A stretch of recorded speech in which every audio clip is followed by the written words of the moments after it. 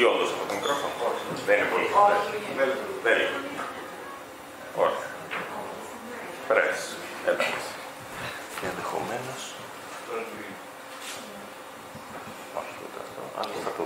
Τώρα δεν είναι και πολύ μεγάλη η αίθουσα.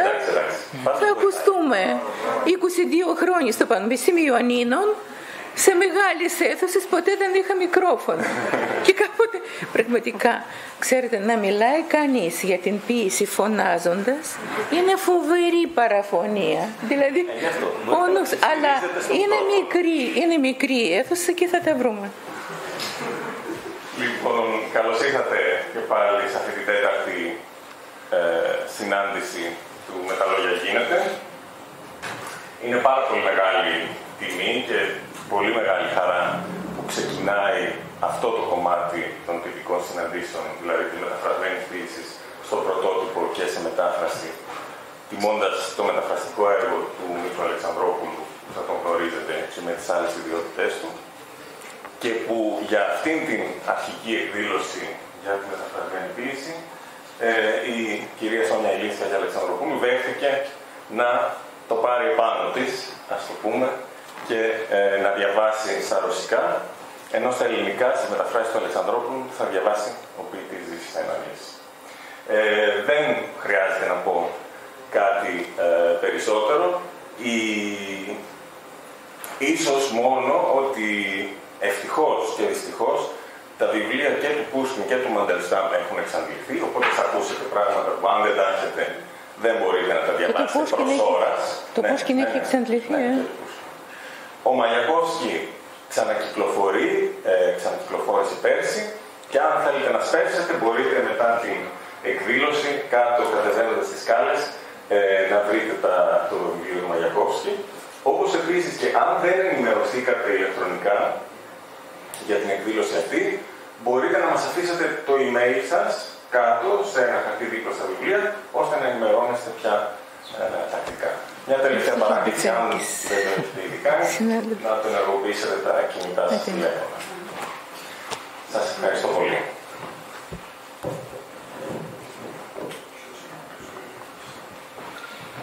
Να χαιρετήσω έναν συνάδελφο από τα Γιάννενα. Ευτύχη, Μαρία, να είστε καλά.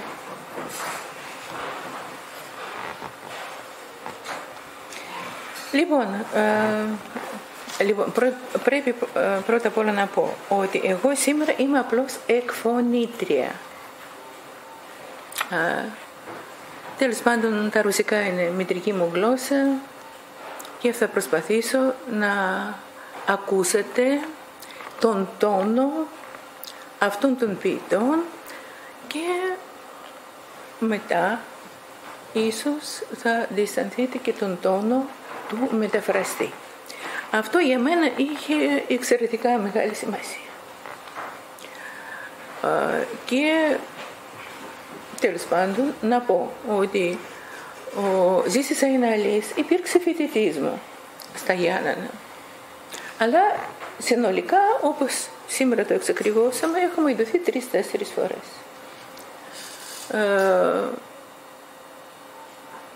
Εγώ τον ξεχώρισα στο τελευταίο μάθημα που έκανα τότε στο Πανεπιστήμιο για το Ρίτσο και τον ξεχώρισα γιατί ήταν ο μόνος φοιτητής που δεν έγραφε σαν μηχανάκι, άκουγε και συμμετείχε στους διαλόγους. Μετά φεύγοντας, δηλαδή όταν τελειώσαμε, μου έφερε τα ποίηματά του, έστειλε μετά κάποια άλλα. Είναι καλός ποιητής. Και μετά ξαφνικά ανακαλύψαμε ότι γνωρίζει όλο το έργο του Αλεξανδρόπουλου από παλιά και πολύ καλά. Και αυτό για μένα είχε σημασία. Η ανάγνωση να γίνει από έναν άνθρωπο που βρήκε αυτά τα βιβλία μόνος του. Τα ξεχώρισε, τα έζησε και αυτό είχε σημασία. Τώρα, αν κάνει θάλασσα, θα το μαλώσουμε. Τώρα αστείευω, δεν θα κάνει. Λοιπόν, έχουμε 3 ποιητές, με τους οποίους ο Αλεξανδρόπουλος πορεύτηκε πολλές δεκαετίες. Έκανε τις μεταφράσεις του για το Σερτάρι. ήταν μια προσωπική ανάγκη. Ποια ήταν αυτή η ανάγκη? Ίσως το καταλάβετε όταν ακούσετε τα ποίηματα. Και πιστεύω ότι αυτά διατηρούν μια φοβερή επικαιρότητα. Μερικά από αυτά στις δικές μας μέρες, στους δικούς μας πολύ χαλεπούς καιρούς. Γιατί όπως καταλαβαίνετε ο άνθρωπος που έζησε αυτά που έζησε ο Αλεξανδρόπουλος έχει ζήσει πολλούς χαλεπούς καιρούς. Είχε την ανάγκη να κάνει κάποιες επιλογές. Τις έκανε και όλα αυτά εκφράζονται στο τι μετέφραζε και πώς μετέφραζε. Λοιπόν, ξεκινάμε από τον Πούσκιν.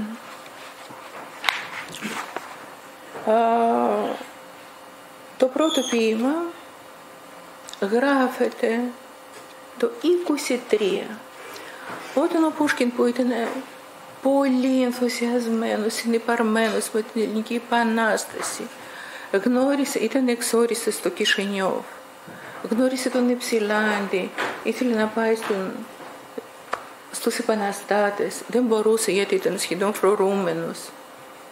Λοιπόν, βιώνει μετά φοβερή απογοήτευση από την κατάρρευση όλων των ευρωπαϊκών επαναστάσεων και από αυτά που βλέπει στην Ελληνική Επανάσταση, από αυτά που βλέπει στο Κισινιόβ, στην Οδυσσό μετά. Και βιώνει μια πολύ σοβαρή κρίση. Γι' αυτό είναι ένα ποίημα πολύ σκληρό. Να φορέσω τα άλλα γέλια.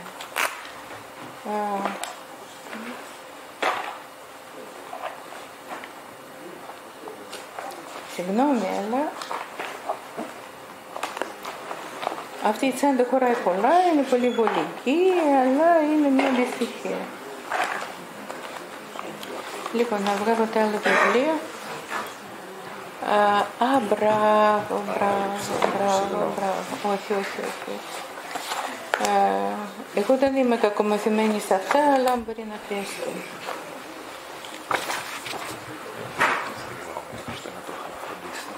Συγγνώμη για την καθυστέρηση. Πάντως είναι σίγουρο ότι τα έχω. Γιατί δεν μπορούσα, ξέρετε, κάθισα ταξί στις 6 ώρα και δεν μπορούσα να βρω τα γυαλιά του διαβάσματος. Και είχα ζήσει έναν τέτοιο πανικό. Τελικά τα βρήκα. Λοιπόν, ξεκινάμε από αυτό το πάρα πολύ склеро ποίημα του Пушкина. Свобода, деятель пустынный, я выше Урана до звезды. Рукой чистой и безвинной в порабощенные бразды бросал живительное семя, но потерял я только время, благие мысли и труды. Паситесь, мирные народы, вас не разбудит чести клич. К чему стадам дары свободы, их должно резать или стричь. Наследство их из рода в роды, ермо с гремушками да бич. Είναι φοβερά σκληρό ποίημα. Και βέβαια είναι ένα ποίημα που εκφράζει μια συγκεκριμένη στιγμή μιας απόλυτης απογοήτευσης, βυθίσματος στην απελπισία.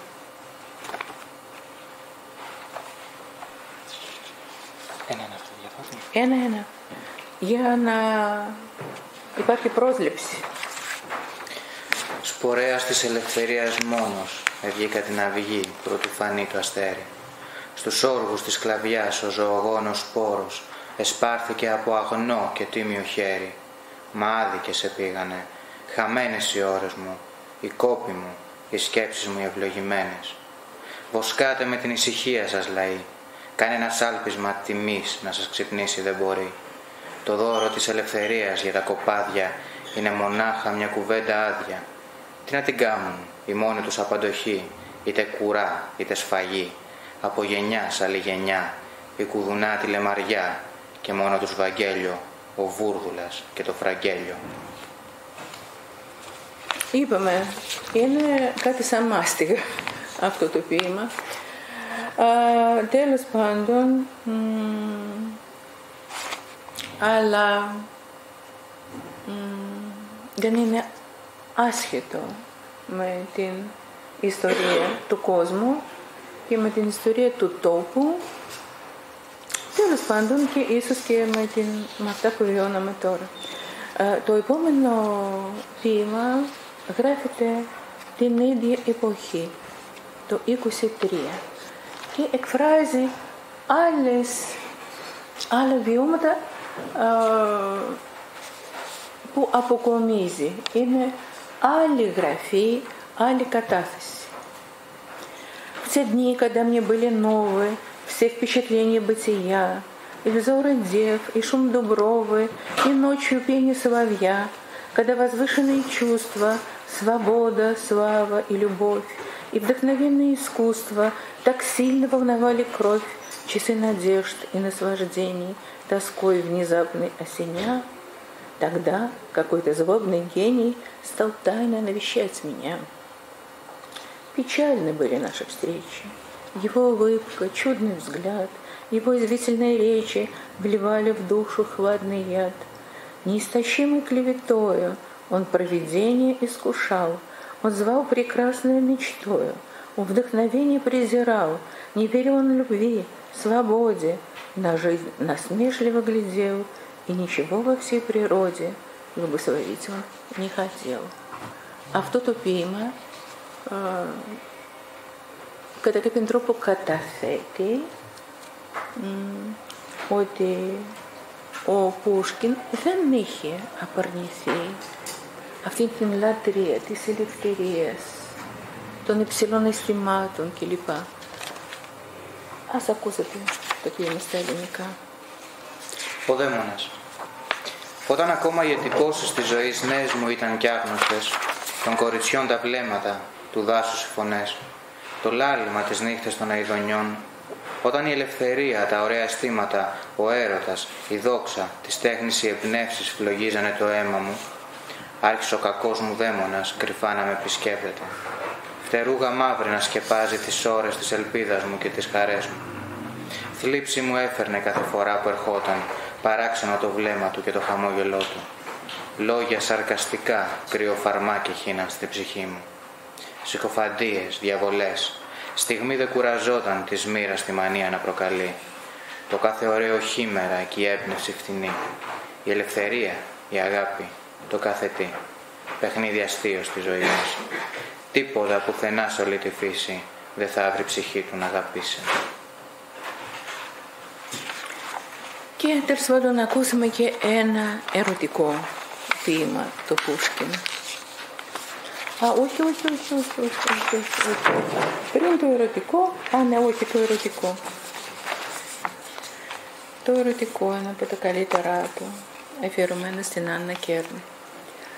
Я помню чудное мгновение, передо мной явилась ты, как мимолетное видение, как гений чистой красоты. В томлении грусти безнадежной, в тревогах шумной суеты звучал мне долго голос нежный, и снились милые черты. Шли годы, бурь порыв мятежный рассеял прежние мечты, и я забыл твой голос нежный, твои небесные черты. В глуши, во мраке заточения тянулись тихо дни мои, без божества, без вдохновения, без слез, без жизни, без любви. Душа настало пробуждение, и вот опять явилась ты, как мимолетное видение, как гений чистой красоты. И сердце бьется в упоении, и для него воскресли вновь и божество, и вдохновение, и жизнь, и слезы, и любовь. Στην Κάπα.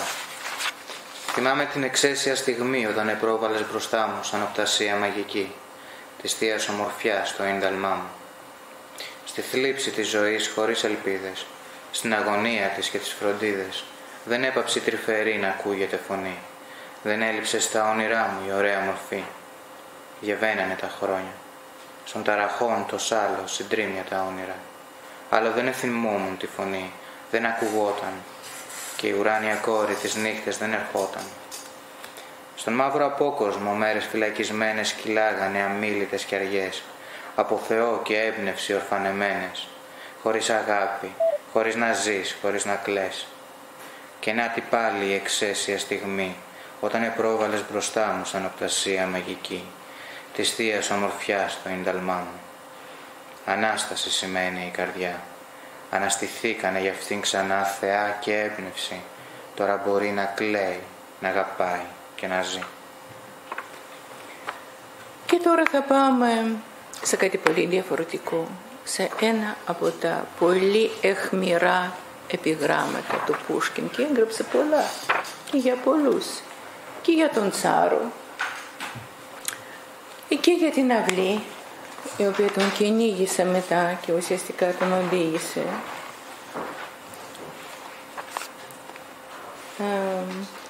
στο θάνατο, στην τηλεφωνία του ουσιαστικά. Τέλος πάντων, αυτά δεν είναι του παρόντος. Το ποίημα λέγεται «Совет». Поверь, когда слепней и комаров вокруг тебя летает, рой журнальный, не рассуждай, не трать учтивых слов, не возражай на писк и шум нахальный, ни логикой, ни вкусом, милый друг. Никак нельзя смирить их рот упрямый. Сердится грех, но замахнись и вдруг прихлопни их проворной эпиграммой. Συμβουλή. Αν αλογόμυγες, κουνούπια και άλλα τέτοια δίφτερα της δημοσιογραφίας βουίζουν γύρω σου, μην απαντάς. Τα λόγια σου όλα αξιοπρέπεια μη δαπανάς. Άσε το θόρυβο να γίνεται και οι γλώσσες ας μην πάψουν. Η φωτισμένη γνώμη σου, η αγωγή σου, μην ξεχνάς. Το κουνουπί σιωπίσμα τους, φίλε, δεν θα το κάμψουν. Κι είναι αμαρτία ο θυμός. Τη ράχη γύρισέ τους και με ένα επίγραμμα δεινό φασκέλωσέ τους. Κάτι μας λέει και αυτό, Λοιπόν, και τώρα, ξέρετε για αυτήν την εξέγερση της ρωσικής διανόησης τότε, τον Δεκέμβρη του 1925. Ξέρετε ότι οι αρχηγοί της εξέγερσης εκτελέστηκαν. Στα χειρόγραφα του Πούσκιν υπάρχουν σκίτσα με τις κρεμάλες αυτών των ανθρώπων. Τους άλλους έστειλαν στην εξορία, στην Σιβηρία, και τους ακολούθησαν οι σύζυγοί τους, αριστοκράτισσες, μεγαλωμένες στα πούπολα, και έζησαν όλη αυτήν την φοβερή δοκιμασία. Ο Νικράσοφ αργότερα θα τους αφιερώσει ένα φοβερό ποίημα. Λοιπόν, αυτή είναι η επιστολή του Πούσκιν στα κάτεργα της Σιβηρίας. Μια πράξη φοβερά τολμηρή, γιατί και εκείνος με τον τρόπο του ήταν έγκλειστος. Θα τα πούμε τώρα. По глубине сибирских руд храните гордое терпение, не пропадет ваш скорбный труд и дум в высокое стремление. Несчастью верная сестра, надежда в мрачном подземелье, разбудит бодрость и веселье, придет желанная пора. Любовь и дружество до вас дойдут сквозь мрачные затворы, как ваши каторжные норы доходит мой свободный глаз. Оковы тяжкие падут, темницы рухнут, и свобода воспримет радостно у входа, и братья меч вам отдадут. Δηλαδή για ένα τέτοιο ποίημα μπορούσε να πάει και αυτός στο κάτω. Στον μεταλλίον της Σιβηρίας στα βάθη, αγέροχα φυλάχτε την υπομονή. Χαμένα δεν θα πάνε του μαρτυρίου σας τα πάθη, ούτε και των ονείρων σας η σκέψη υψηλή. Η ελπίδα, αδελφή πιστή στη δυστυχία, στα έκρα της γης τα σκοτεινά, το πνεύμα θα ξυπνήσει και την ανδρεία, η ώρα θα έρθει υποθετή ξανά. Θα φτάσουν ως εσάς η αγάπη και η φιλία, στη σκοτεινή θα μπουνε φυλακή, όπως το κάτεργο απ' την ελευθερία έρχεται η φωνή μου να σας βρει. Θα πέσουν τα βαριά δεσμά, οι φυλακές θα γκρεμιστούν και η ελευθεριά απόξω από την πόρτα θα σας καρτερεί και οι αδελφοί στο χέρι σας θα ξαναβάλουν το σπαθί.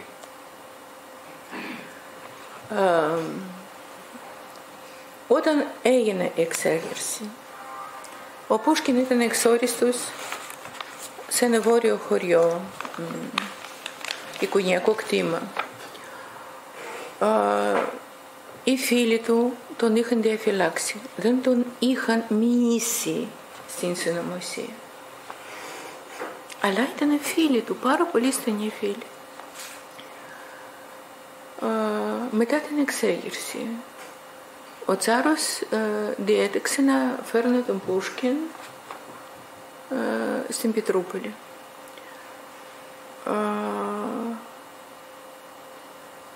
Και τον φέρνει κατευθείαν στο παλάτι από την εξορία. Από την άμαξ που τον έφερε.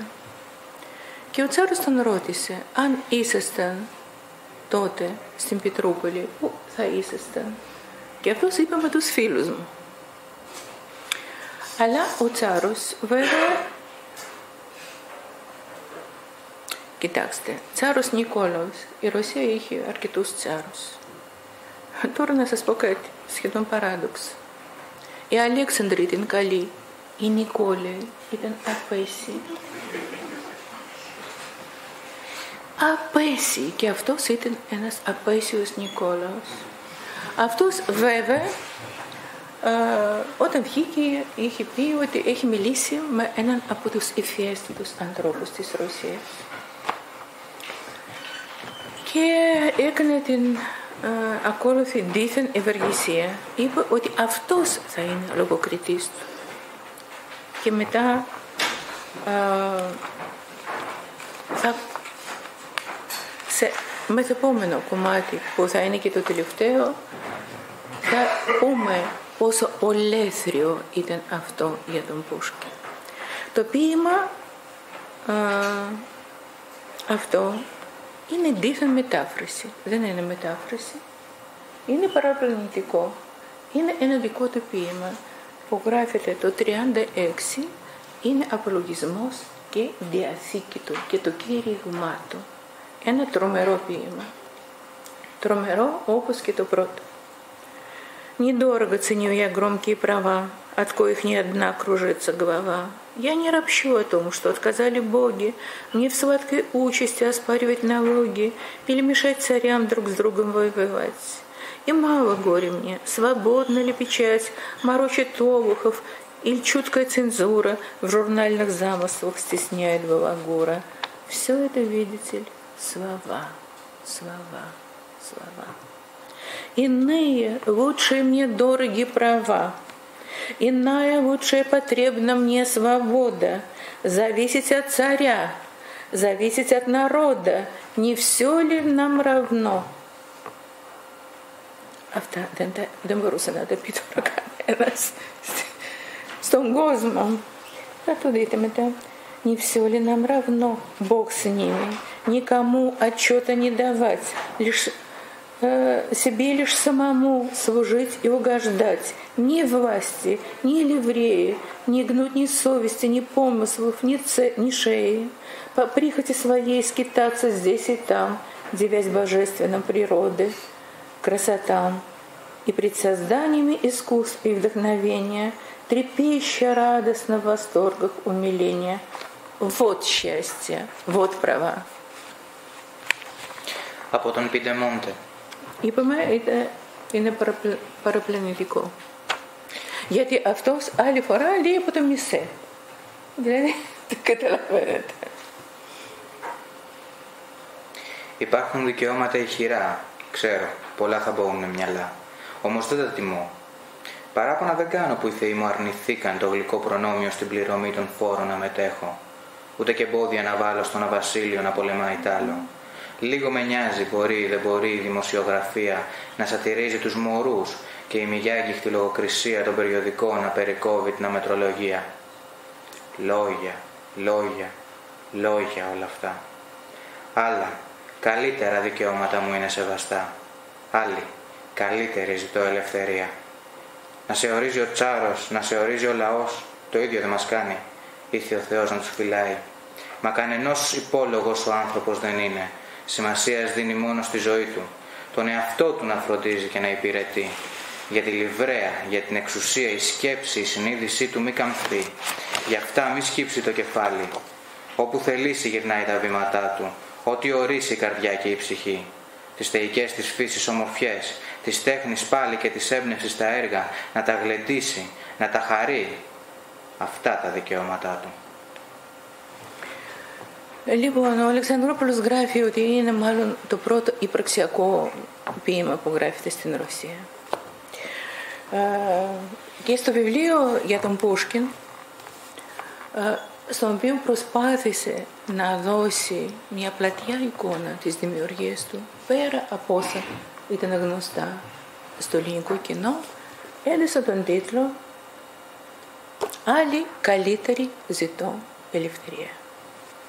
Λοιπόν, θα τελειώσουμε με τον Πушкин, απόσπασμα από ένα αφηγηματικό ποίημά του.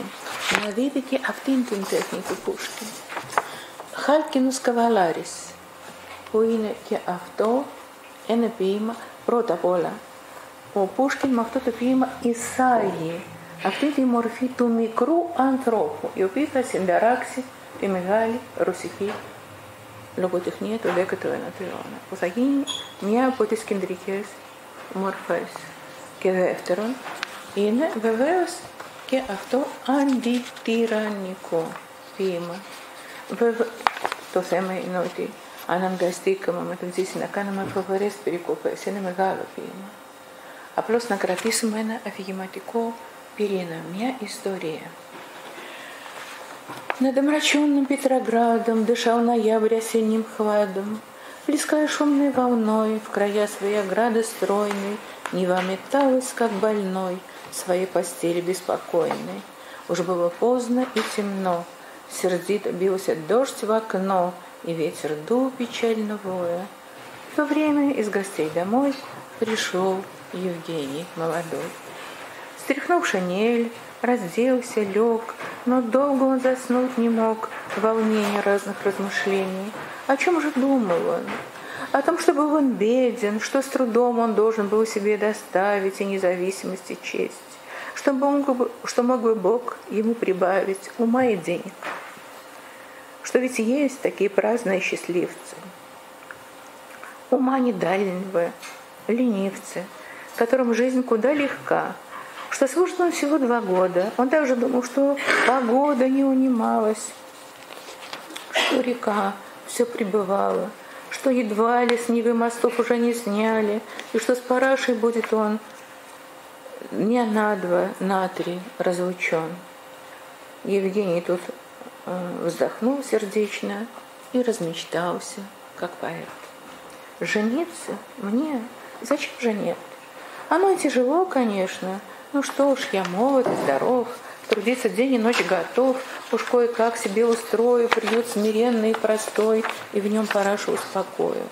Пройдет, быть может, год-другой, местечко получу, Параше припоручу семейство наше и воспитание ребят, и станем жить, и тогда гроба рука с рукой дойдем мы оба, и внуки нас похоронят.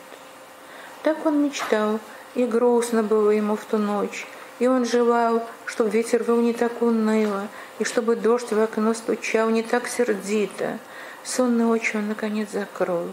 И вот редеет мгла ненастной ночи, и бледный день уж настает. Ужасный день.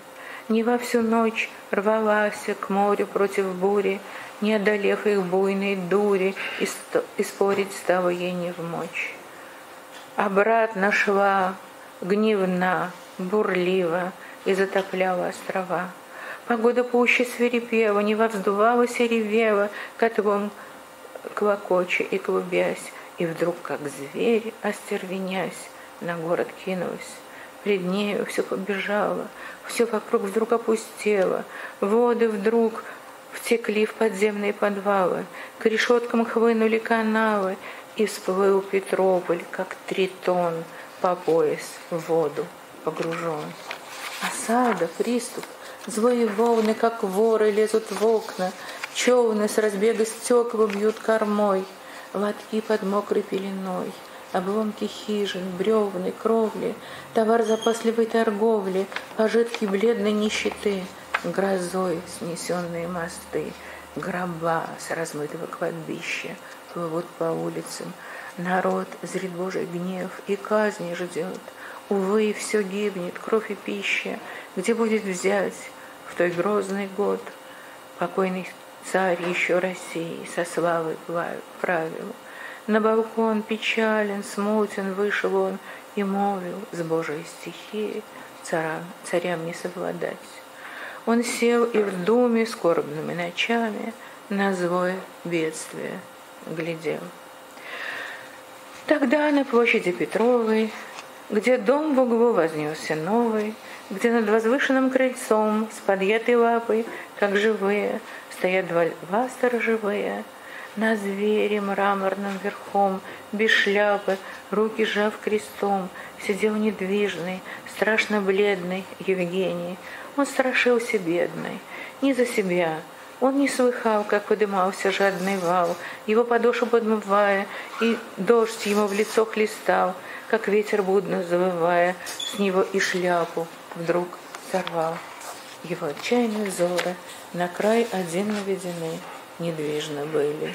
Словно горы из возмущенной глубины вставали волны, там и злились, там буря выла, там носились обломки. Боже, Боже, там, увы, близехонько к волнам, почти у самого залива, забор не крашеный, да ива и ветхий домик. Там они, вдова и дочь, его параша, его мечта. Или во сне он это видит, или вся наша и жизнь что, как сон пустой, насмешка неба над землей. И он как будто околдован, как будто к мрамору прикован, сойти не может. Вокруг него вода и больше ничего, и обращен к нему спиною. В неколебимой вышине над возмущенную Невою стоит с простертую рукою кумир на бронзовом коне.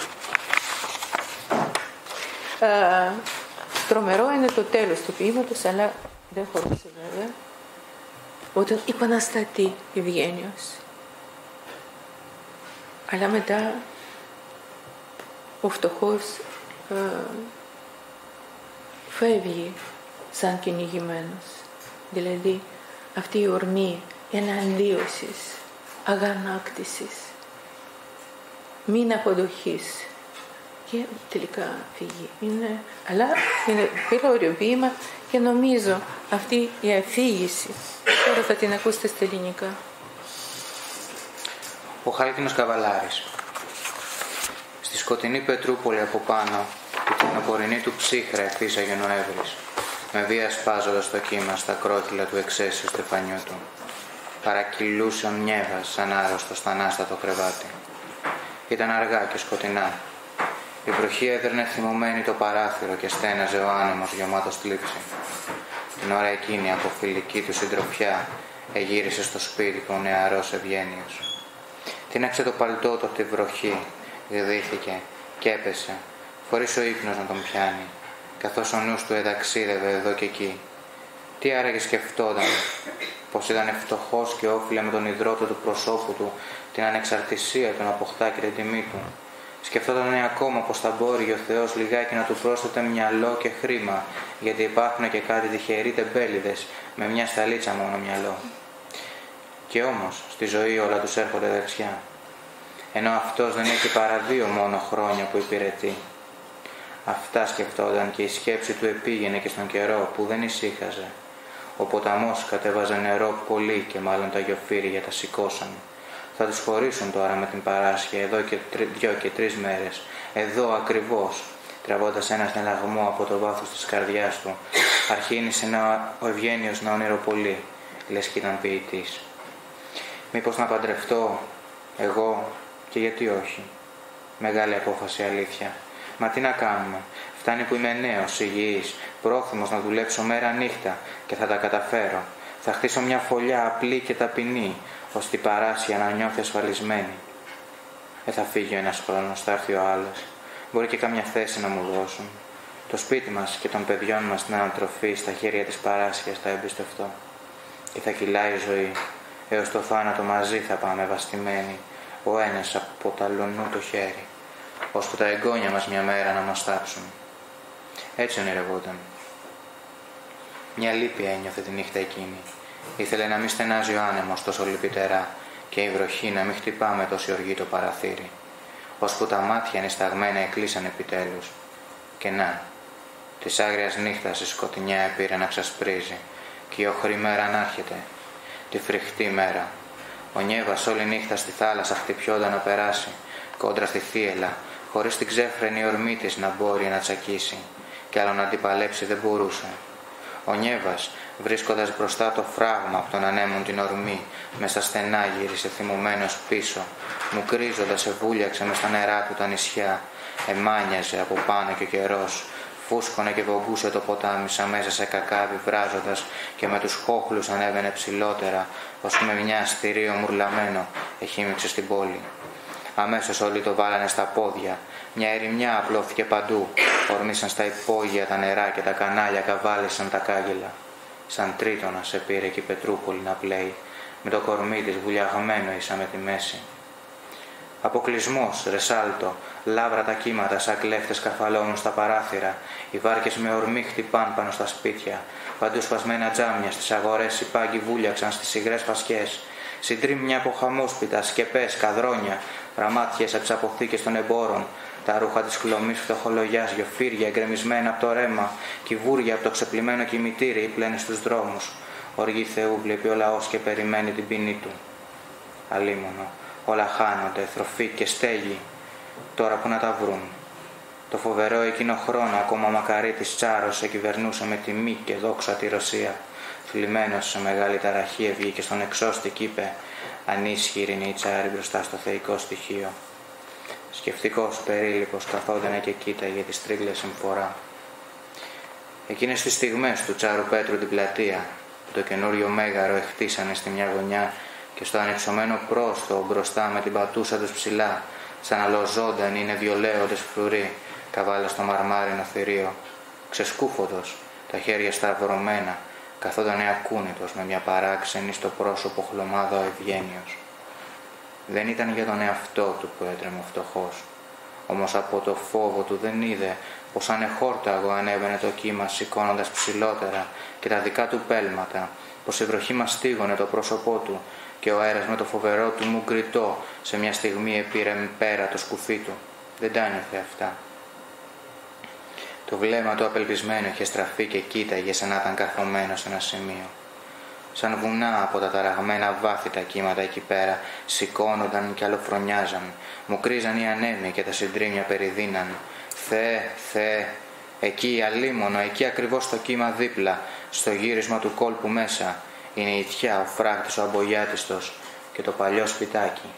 Εκεί και οι δύο ψυχές, η χήρα με την κόρη. Ναι, η Παράσια είναι εκεί, το όνειρό του. Και μα την ίδια την αλήθεια, μη βλέπει όνειρο. Ή μήπως η ζωή μας όλη δεν είναι παρακούφιο όνειρο και αναγέλασμα κακό της γης από τους ουρανούς.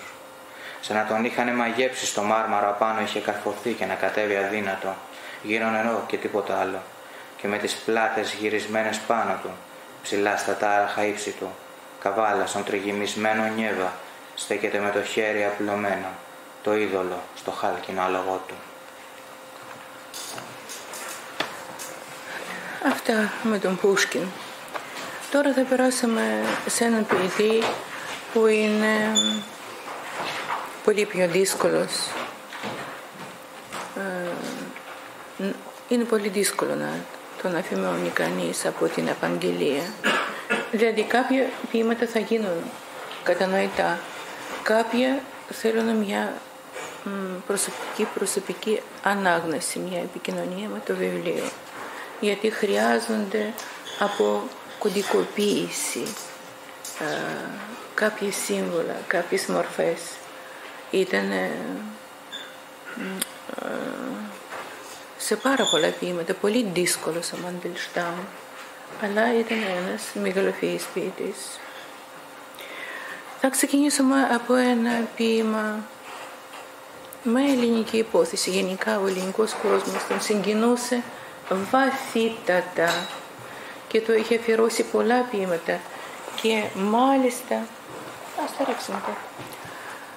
Και μάλιστα εμένα με συγκινεί πάρα πολύ που μερικά ποίηματά του αφιερωμένα στην Ελλάδα με ελληνικές μορφές κλπ. Γράφονται στην εξορία του στο Βαρόνιζ. Δηλαδή λίγο πριν πεθάνει εξόριστος στην Σιβηρία. Δηλαδή η Ελλάδα ήταν πάντα κοντά του. Бессонница, Гомер, тугие паруса. Я список кораблей прочел до середины. Сей длинный выводок, сей поезд журавлиный, что над Даладою когда-то поднялся. Как журавлиный клин в чужие рубежи на головах царей божественная пена. Куда плывете вы? Когда бы не Елена, что трое вам одна, ахейские мужи? И море, и Гомер, все движется любовью. Кого же слушать мне? И вот Гомер молчит, и море черное ветиствуя шумит, и с тяжким грохотом подходит к изголовью. Αυτό είναι από τα απολύτως κατανοητά ποίηματα. Βέβαια με έναν πάλι σοβαρό συμβολισμό. Άϊπνη νύχτα, Όμηρος, πανιά φορτσάτα. Πήγα ως στη μέση διαβάζοντας τη λίστα των καραβιών. Τρανό κοπάδι, καράβι γερανών, ένα καιρό σηκώθηκε στον ουρανό της Ελλάδας. Σαν ένα βέλος γερανών, στραμμένο σε ξένες στεριές, θείος αφρός των βασιλέων τα κεφάλια. Πού πάτε? Η Ελένη αν δεν υπήρχε, την τρία μόνη της, τι να την κάνετε αχαιή? Η θάλασσα, ο Όμηρος, όλα η αγάπη τα κοινή. Μα τώρα ποιον ακούσω? Ο Όμηρος η γη και η μαύρη θάλασσα, δημιγορώντας αλλάζει και με βοή βαριά ζυγώνει το προσκέφαλό μου. Αυτό το ποίημα που ακούσατε γράφεται το 1915. Το άλλο που θα διαβάσουμε τώρα γράφεται το 18, δηλαδή ένα χρόνο μετά την Επανάσταση. Και εδώ υπάρχουν πολλά αντιφορούμενα, δηλαδή σε κάτι δέχεται αυτά, σε κάτι ελπίζει, σε κάτι απελπίζεται. Είναι ένα πολύ διατραγμένο ποίημα. Прославим, братья, сумерки свободы, великий сумеречный год. В кипящие ночные воды опущен грузный лес тенет. Восходишь ты в глухие годы, о солнце, судья, народ. Прославим роковое бремя, которое в слезах народный вождь берет. Прославим власти сумречное бремя, ее невыносимый гнет, в ком сердце есть, кто должен слышать время, как твой корабль ко дну идет.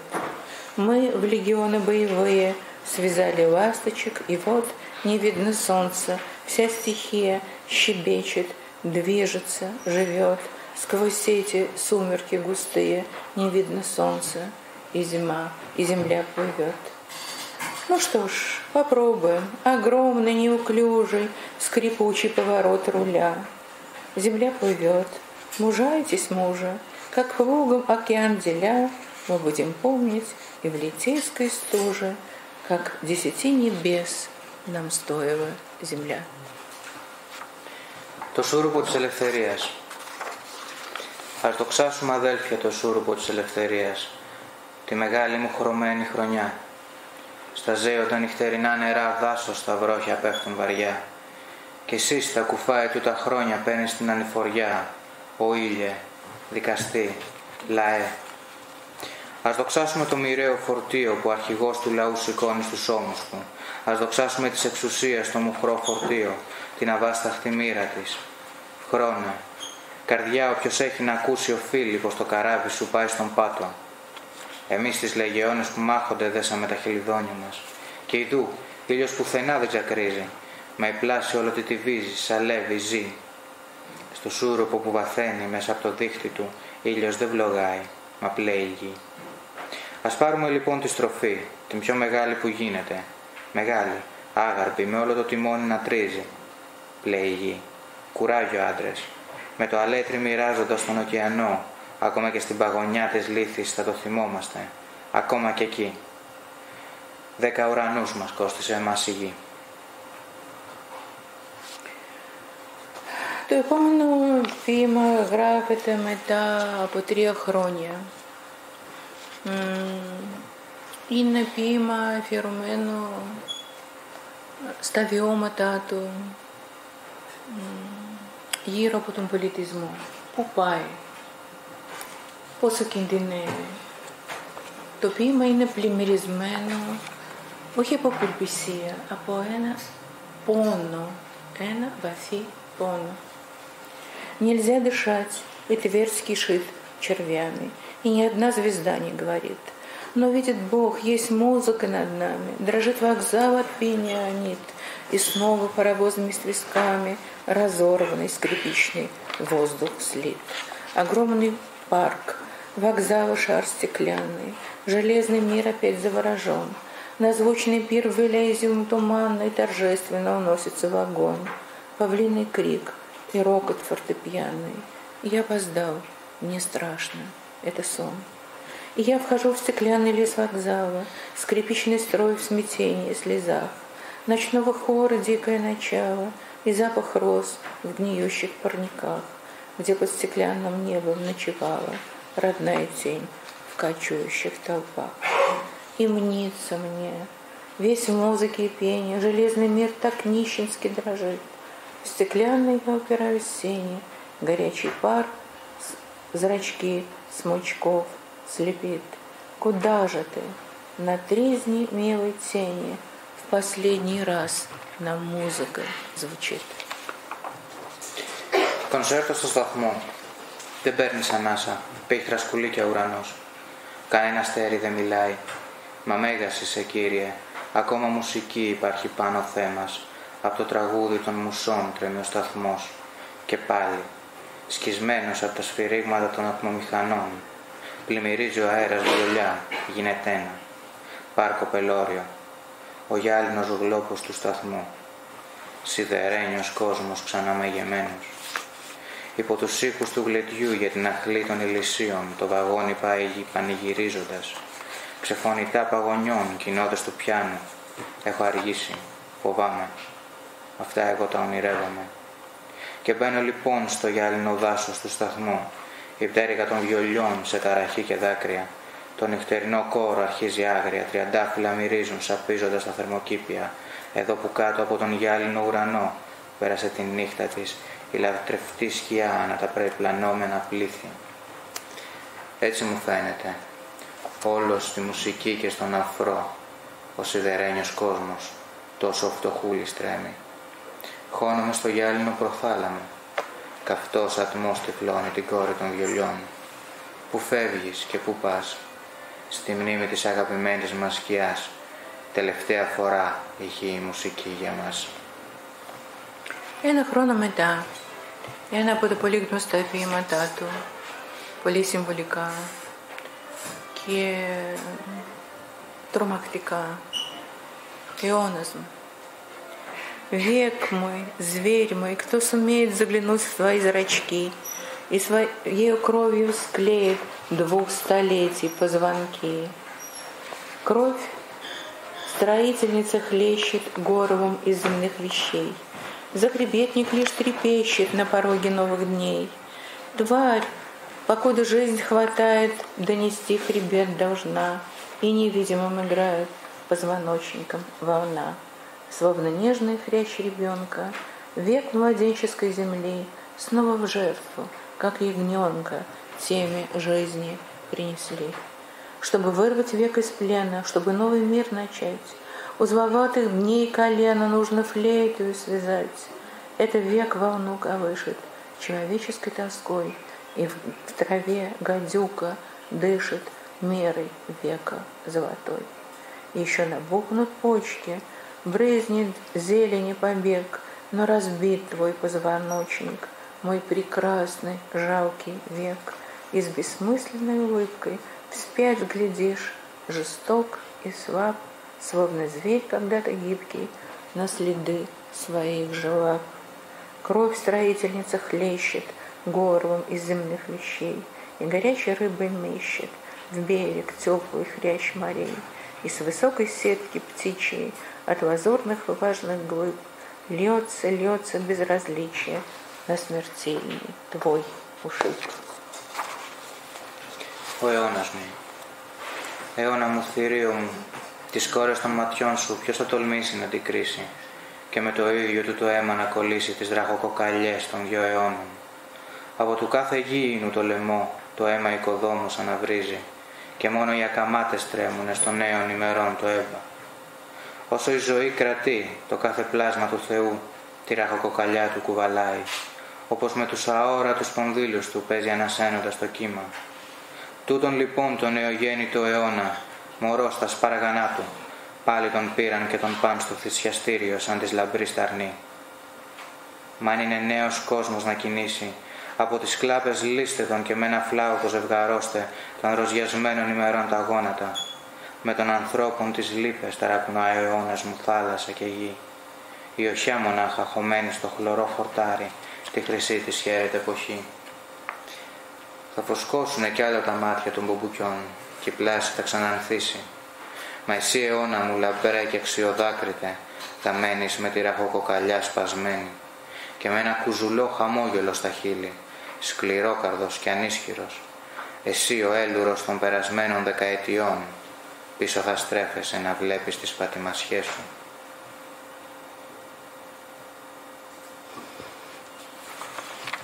Το επόμενο ποίημα, 1930, έχει τον τίτλο «Λένινγκραντ», αλλά μέσα ο λόγος γίνεται για την Πετρούπολη. Είναι μία αντίθεση της παλιάς και της νέας πόλης, της παλιάς και της νέας πραγματικότητας. Είναι αποχαιρετισμός του παλιού κόσμου, των αγαπημένων του προσώπων. Я вернулся в мой город, знакомый до слез, до прожилок, до детских припухших желез. Ты вернулся сюда, так глотай же скорей рыбий жир ленинградских речных фонарей. Узнавай же скорее декабрьский денек, где зловещему дегтю подмешан желток. Петербург, я еще не хочу умирать. У меня телефон, у тебя телефонов моих номера. Петербург, у меня еще есть адреса, по которым найду мертвецов, голоса. Я на лестнице черной живу, и висок ударяет мне вырванный с мясом звонок. И всю ночь напролет жду гостей дорогих, шевеля кандалами цепочек дверных. Λένινγκραντ. Ξαναγύρισα στην πόλη μου έως δακρύων γνωστή, ως τις τριχούλες των φλεβών, ως τους πρισμένους παιδικούς μου λεμφαδένες. Ξαναγύρισες. Έλα λοιπόν και πιες αμέσως το μουρουνέλαιο των Λενινγκραντινών ποταμίσιων φαναριών. Αμέσως γύρισε και δες τη μικρή μέρα του Δεκέμβρη, όπου στο ζωφερό κατράμι ανακατέψανε κροκάδι αυγού. Πετρούπολη, δεν θέλω να πεθάνω ακόμα, και εσύ τους αριθμούς των τηλεφώνων μου τους έχεις όλους. Πετρούπολη, κρατώ από άνω μου συστάσεις κι άλλες των πεθαμένων τις φωνές να πάω να ξαναβρω. Στην πίσω σκάλα μένω, μες στα μηνύκια μου χτυπά ο ήχος του ξεριζωμένου κουδουνιού. Όλη τη νύχτα περιμένω τους φίλους επισκέπτες, σέρνοντας από τους κατάδικους στην αλυσιδίτσα της πόρτας. Αυτή η τελευταία στίχη ερμηνεύονται καμιά φορά διαφορετικά. Εν μέρει σαν μία προαίσθηση ότι θα έρθουν να τον συλλάβουν. Και αυτό είναι πάρα πολύ ορατό και πάρα πολύ πιθανό. Αλλά τελικά δεν είναι αυτό. Είναι ακριβώς αναμονή της συνάντησης με τους αγαπημένους ανθρώπους που έχουν φύγει. Δηλαδή αυτό. Δηλαδή δεν είναι ο φόβος, είναι αυτός ο πόνος και η επιθυμία επικοινωνίας με αυτόν τον κόσμο, με αυτούς τους ανθρώπους.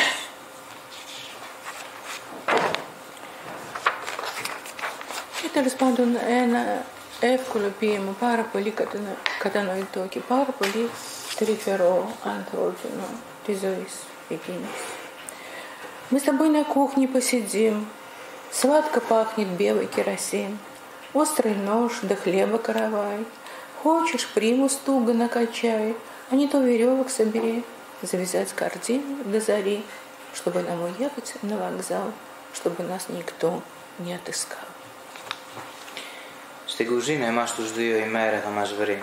Το άσπρο μας πετρέλαιο έχει μια θαλπορή. Η γκαζιέρα μας, το κοφτερό μαχαίρι, το καρβέλι. Και ο Θεός άμα δεν θέλει, τα μαζεύουμε. Μέχρι την αυγή, όλοι μες στον πόγο μας η οικοσκευή. Σηκωνόμαστε και πάμε για το τρένο, με σπουδή, μάτι μη μας δει. Λοιπόν,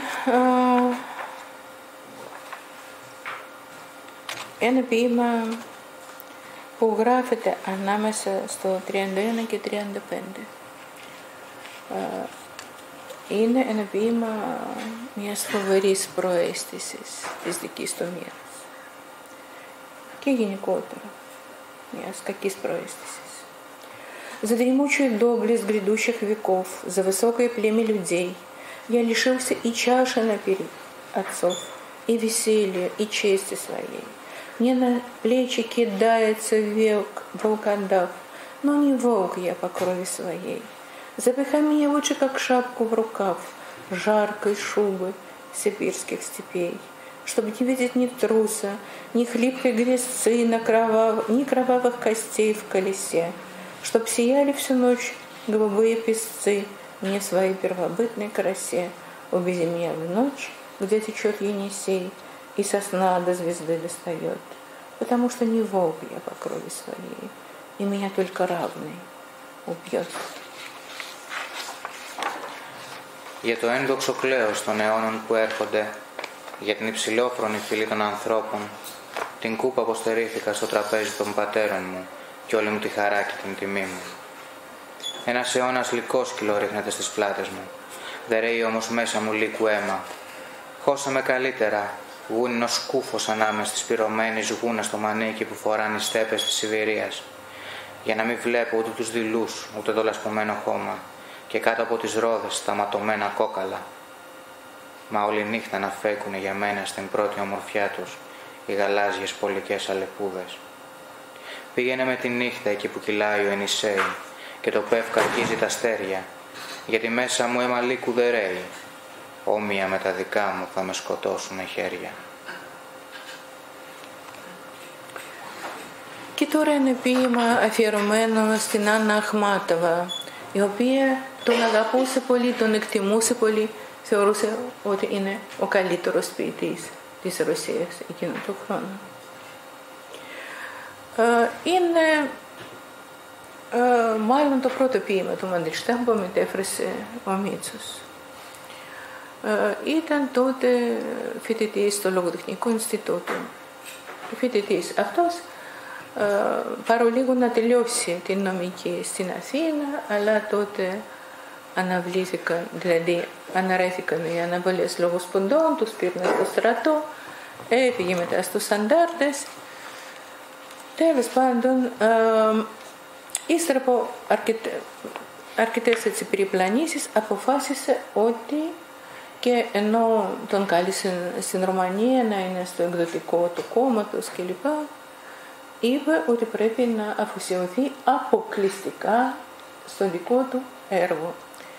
Και πήδησε σαν στην Άβυσσο, σε έναν κόσμο όπου πέρασε βέβαια αρκετά δύσκολα για αρκετά χρόνια, αλλά είχε αυτό που έγραφε πως χρειάζεται σε ένα συγγραφέα, ένα γραφείο και μια καρέκλα. Και τότε κάποιος από τους φοιτητές μας έφερε κάποια φύλλα του Σαμεσδάτ. Ξέρετε τι σημαίνει Σαμεσδάτ? Αυτά που κυκλοφορούσαν παρανόμως, δαχτυλόγραφα. Πολλές φορές έφταναν στα χέρια μας σε τρίτο, τέταρτο αντίτυπο, μουντά, αόριστα κλπ. Και βεβαίως τα καταμπροχθίζαμε. Διαβάζαμε τότε όλα τα έργα που δεν μπορούσαν να κυκλοφορήσουν, τα διαβάσαμε στο Σαμεσδάτ. Και ο Μαντελштάμ ήταν απογορευμένος και εκεί τον πρωτοδιαβάσαμε. Και φαντάζομαι πως είναι αυτό το πρώτο ποίημα του Μαντελστάμ, όσο θυμάμαι, που μετέφρασε ο Μίτσος, αφιερωμένο στην Ахматову. Сохрани мою речь навсегда за привкус несчастья и дыма, за смогу кругового терпения, за совестный деготь труда, как вода в новгородских колодцах должна быть черна и сводима, чтобы к ней к Рождеству отразилась семью плавниками звезда.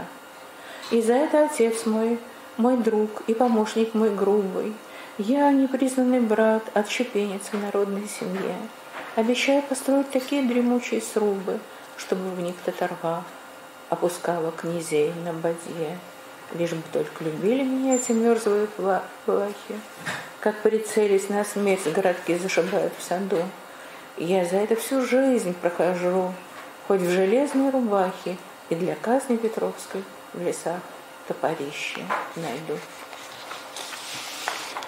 Φύλαγε παντοτινά το λόγο μου για την καπνίλα του και την κακή του τύχη, για το ρετσίνι της συντροφικής υπομονής, την ταπεινοφροσύνη στην πίσα του κατέργου. Σαν το νερό στα πηγάδια του Νόβγκοροτ, μαύρο, γλυφό, να καθρεφτίζεται τα Χριστούγεννα το επταφτέρου άστρο. Και εγώ, πατέρα, φίλε μου, βοηθέ μου στις βαριές δουλειές. Εγώ, ο μούλος αδελφός, παρείας της λαϊκής μας οικογένειας, στορκίζομαι. Θα κάτσω και θα μαστορέψω ίσβες γερές, τάφους για να αποθέτουν οι τάταροι τους πρίγκιπές τους. Μόνο να μ' αγαπήσουν οι πανάρχαιοι γολγοθάδες, και θα το παίξω το παιχνίδι στον κήπο σημαδεύοντας το θάνατο. Τη ζωή μου ας τη βγάλω με το σιδερένιο πουκάμισο. Έστω. Μα το τσεκούρι θα το βρω του Μεγαπέτρου για το τσεκούρωμα. Και το τελευταίο. Γραμμένο στο τέλος της εξορίας του στο Βαρόνιζ. Αν δεν έφευγε από εκεί, ίσως θα γλίτωνε. Δεν είναι ο Στάλιν που τον κυνήγησε το συνάφι. Τον πρόδωσαν κανονικά και τον οδήγησαν σε άλλη τόσο σκληρή εξορία, την οποία δεν μπόρεσε να αντέξει. Στο Βαρόνιζ το ζεύγος Μαντελστάμ και η γυναίκα του η Νάντια βρήκανε έναν φύλακα άγγελα, μια γυναίκα φιλόλογο που τους στάθηκε όταν όλοι οι συνάδελφοι τον είχαν σε απόλυτη απομόνωση. Είναι μάλλον αναβισβήτητο ότι ο Μαντελστάμ ήταν πολύ ερωτευμένος μαζί της. Αλλά το ποίημα αυτό την ανεβάζει γενικά, ανεβάζει αυτές τις μορφές σε απίθανα ύψη.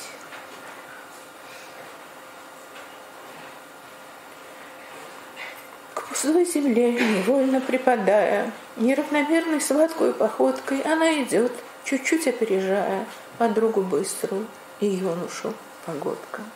Ее влечет стесненная свобода одушевляющего недостатка. Не может статься ясная догадка, в ее походке хочет задержаться, потому что это внешняя погода для нас, праматерь гробового свода. Это будет вечно продолжаться. Кедефтери, Хориси, Срофи.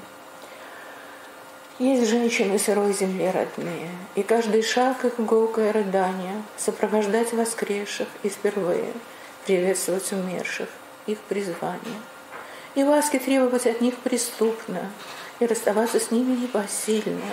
Сегодня ангел, завтра червь могильный, а послезавтра только очертания. Чтобы его поступь станет недоступно, цветы бессмертны, небо целокупно, и все, что будет, только обещание. Αποχαιρετούμε τον Μαντελστάμ με τελευταία ανάγνωση του ποίηματος. Είναι κάτι γυναίκες. Στην έρημη προσπέφτοντας γη, ναχελικά παραπατώντας, πρόλαβε να βγει μπροστά λιγάκι από τους άλλους δύο. Τη γοργοπόδαρη φίλη της και το συνομήλικο νεαρό. Κάτι της κάνει να τραβάει μπροστά, η λειψή ελευθερία ίσως, το κενό που την πεισμώνει στην ίδια την περπατησιά της κάπως να αποτυπωθεί, το προμάντεμα που φανερώνει πως και η Άνοιξη τώρα τι άλλο έχει να μας πει από το θάνατο και την ταφή, νυν και αήλ.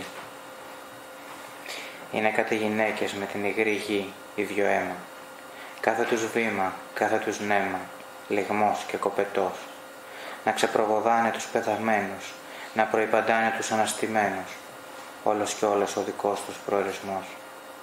Χάδια ποτέ σου μη τους ζητήσεις, ποτέ σου μη γυρέψεις να τις χωρίσεις. Σήμερα άγγελος, αύριο σκουλικάκι στο μνήμα, μεθαύριο ένα σχήμα, μια οπτασία, ό,τι υπήρξε, αυτός ο περίπατος, ένα κενό πια, μια απουσία. Μόνο τ' άνθη θα είναι αθάνατα, ο ουρανός θάμα, ό,τι μέλεται, απλά είναι τάμα. Αποχαιρετούμε τον Μαντελστάμ και περνάμε στο Μαϊκόφσκι. Ο Μαϊκόφσκι ήταν πρώτος από αυτούς τους τρεις ποιητές με τον οποίο συνδέθηκε ο Αλεξανδρόπουλος, άρχισε να το μεταφράζει.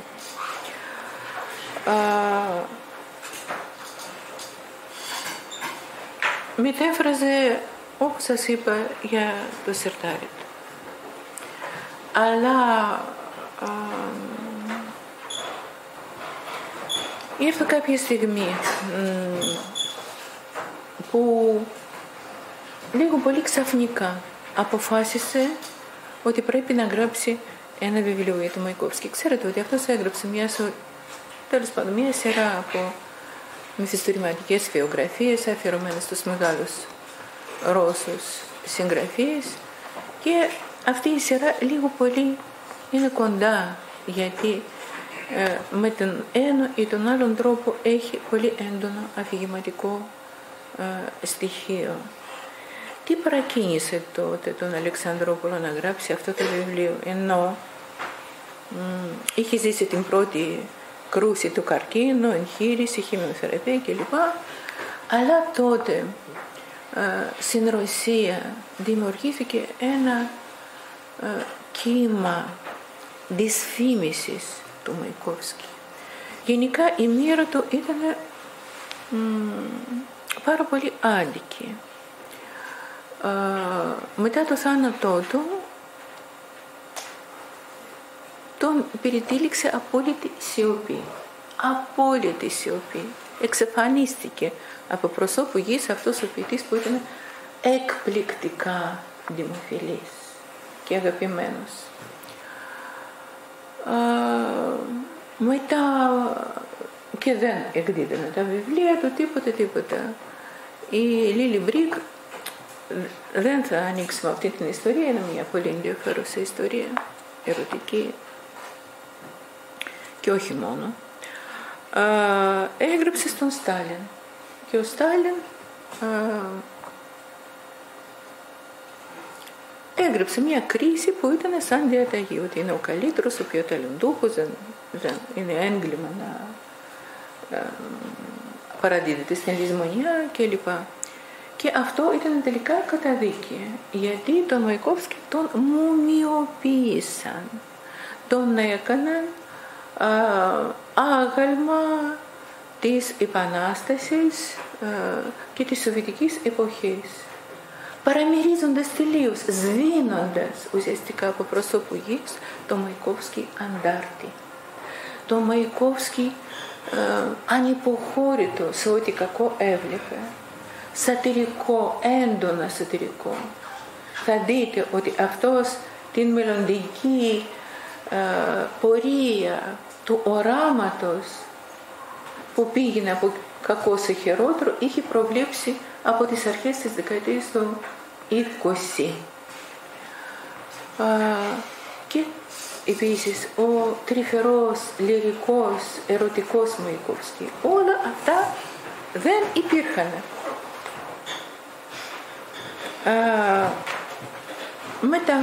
Μετά την κατάρρευση του Σοβιετικού καθεστώτος ήρθε μια άλλη εποχή της κατεντάφισης των συμβόλων της Σοβιετικής εποχής και το Μαϊκόφσκι καταγράψανε εκεί και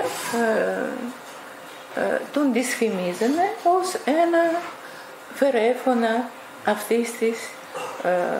τόσο δύσκολης και ένοχης εποχής. Κάτι που ήταν απολύτως τελείως άδικο. Και τότε ο Μίτσος μαζεύει τις μεταφράσεις του, τις σημειώσεις του και γράφει αυτό το βιβλίο. Και εκείνο που εκτιμώ ιδιαίτερα δεν είναι βιβλίο, ας πούμε, ενάντια σε αυτά που γίνονται. Δεν είναι βιβλίο διαμαρτυρίες, καταγγελίες.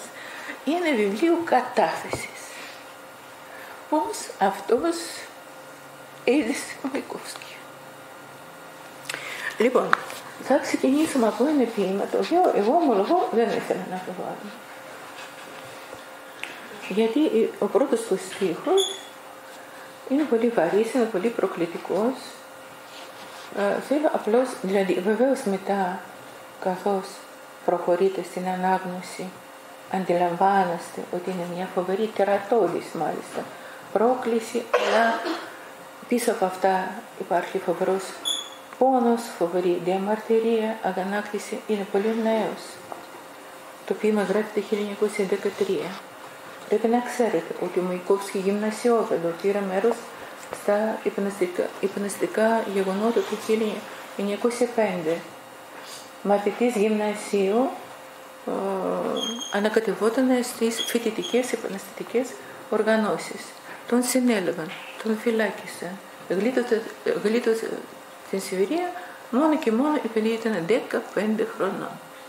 Λοιπόν, καταλαβαίνετε, ένας νέος άντρας εξαιρετικής ψυχικής και σωματικής δύναμης πραγματικά κάποια πράγματα αντιμετωπίζει με φοβερή αγανάκτηση, απόκρουση.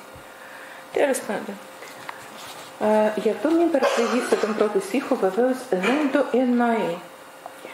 Я люблю смотреть, как умирают дети. Вы прибоя смехом глисты вам заметили, за тоски хоботом. Θέλω πολύ να προσέξετε την ομικοτοληψία του Μαϊκόφσκι, τελείως ανορθόδοξη, πάρα πολύ ελεύθερη, φοβερά ευρηματική. Είναι βήμα, βήμα, βήμα. Θα προσπαθήσω κάπως να το αποδώσω.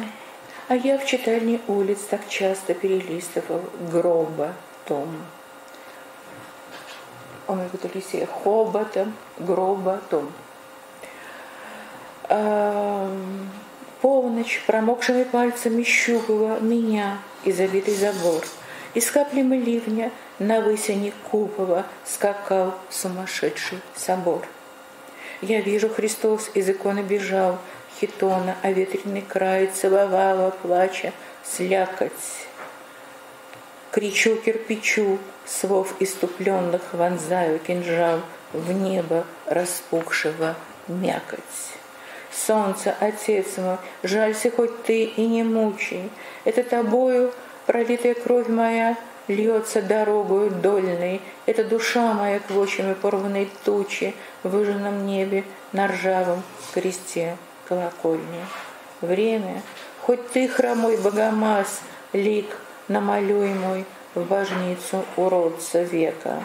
Я одинок, как последний глаз к идущего к слепым человеку. Προσέξτε τώρα στη μετάφραση του τελευταίου στίχου.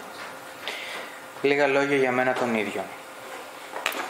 Μ' αρέσει να κοιτάζω πως πεθαίνουν τα παιδιά. Του γέλιου το μοντό κύμα το συλλάβατε τάχα ποτέ στον παφλασμό της θάλασσας πίσω από την προβοσκίδα της θλίψης. Όμως εγώ στον αγνωστήριο των δρόμων κάθε τόσο ξεφύλιζα τόμους φέρετρα. Τα μεσάνυχτα με τα υγρά τους δάχτυλα μας μαλάζανε εμένα και τον έρημο μαντρότυχο, ενώ με τις σταγόνες του ανεμοστρόβιλου στη φαλάκρα του τρούλου κάλπεζε πέρα μουρλαμένος ο ναός. Βλέπω το Χριστό να το σκάει μέσα από την εικόνα του και την άκρη του ανεμοδαρμένου χιτώνα του να τη φυλούν εκλέγοντας οι λάμπες. Βάζω τις φωνές στα γεραμίδια των έξαλλων λόγων μου, βυθίζω το στιλέτο στα ψαχνά του κυλαρά ουρανού. Ήλιε, πατέρα μου, εσύ εστω λυπήσουμε, μη με τυραννάς. Απ' το δικό σου χέρι το αίμα μου χύνεται σε δρόμο τόσο μακρύ. Στο φλεγόμενο ουρανό η ψυχή μου ανεμίζει σαν κουρέλι από το σύννεφο που σκίζει, ο σκουριασμένος σταυρός του καμπαναριού. Χρόνε, εσύ έστω, ο κουτσός μπογιατζής, Ζωγράφισε τη μορφή μου στον τέμπλο, αφήνουσα κάτι αιώνα. Μόνος είμαι, σαν το τελευταίο μάτι που πάει να ανταμωθεί με τους τυφλούς. Λοιπόν, πάμε τώρα σε... είναι αντιληπτό ότι ο Μαϊκόφσκι αρχίζει να βαδίζει φουτουριστικά. Και το ποίημα «Κόφτα Φάτα», που θα το δείτε μετά, γραμμένο το 1904, είναι πια ενταγμένος απόλυτα στο футуристικό кінема. Я сошью себе черные штаны из бархата голоса моего, желтую кофту из 3 аршин заката, по Невскому мира, по вощеным полосам его, профланирую шагом Дон Жуана и Фата. Пусть земля кричит, в покое оббабившись, ты зеленые весны идешь насиловать. Я брошу солнцу, нагло осклабившись, на глади асфальта мне хорошо грассировать. Не потому ли, что небо голубо, а земля мне любовница в этой праздничной чистке. Я дарю вам стихи, веселые, как би-бабо, и острые, и нужные, как зубочистки. Женщины, любящие мясо мое, и эта девушка, смотрящая на меня, как на брата, закидайте улыбками меня, поэта. Я цветами нашню их мне на кофту Фата. Η μπλούζα του Λιμοκοντόρου. Θα ράψω ένα μαύρο παντελόνι από το βελούδο της φωνής μου. Μια κίτρινη μπλούζα από 3 πύχες ηλιοβασίλεμα. Στη λεωφόρο Νιεύσκη του κόσμου, πάνω στο λαμπερό οδόστρωμα, με το πάσο μου δανδύζει τον Ζουάν, θα βγω να σου λατσάρω. Ασορίεται η γη, ανήμπορη γυναικούλα. Με το ζόρι θες να πάρεις την κάθε μας πράσινη άνοιξη. Θρασείς, χασκογελώντας θα πετάξω του ήλιου. Το κέφι μου κάνω, μ' αρέσει στο γυαλί της ασφάλτου να παρλάρω τρώγοντας τα ρο. Χαρά Θεού, ένας ουρανός καταγάλανος και η γη ερωμένη μου. Μήπως γι' αυτό σας τρατάρω στίχους πρόσχαρους σαν λαστιχένια κουκλάκια, μυτωμένους και χρήσιμους σαν οδοντογλυφίδες. Γυναίκες που αγαπάτε τη σάρκα μου, και αυτή η νέα που με κοιτάει σαν αδελφό της, με χαμόγελα πετροβολάτε τον ποιητή, λουλούδια θα τα ράψω στην κίτρινη μπλούζα μου. Λοιπόν, και το άλλο ποίημα σε τελείως άλλο στυλ. Πάρα πολύ ανθρώπινο, πάρα πολύ τρυφερό, πάρα πολύ ονειρεμένο. Послушайте, ведь если звезды зажигают, значит, это кому-нибудь нужно. Значит, кто-то хочет, чтобы они были. Значит, кто-то называет эти плевочки жемчужиной. И, надрываясь в метелях полуденной пыли, врывается к Богу, боится, что опоздал, плачет, живой, целует ему жилистую руку, просит, чтобы обязательно была звезда. Клянется, не перенесет эту беззвездную муку. А после ходит тревожный, но спокойный наружно, говорит кому-то: ведь теперь тебе ничего не страшно, да?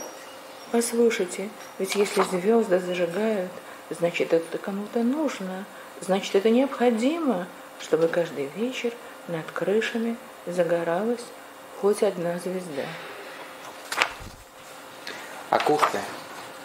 Ακούστε, αφού κάποιοι μας ανάβουν τα αστέρια, δεν θα πει ότι σε κάποιον χρειάζονται.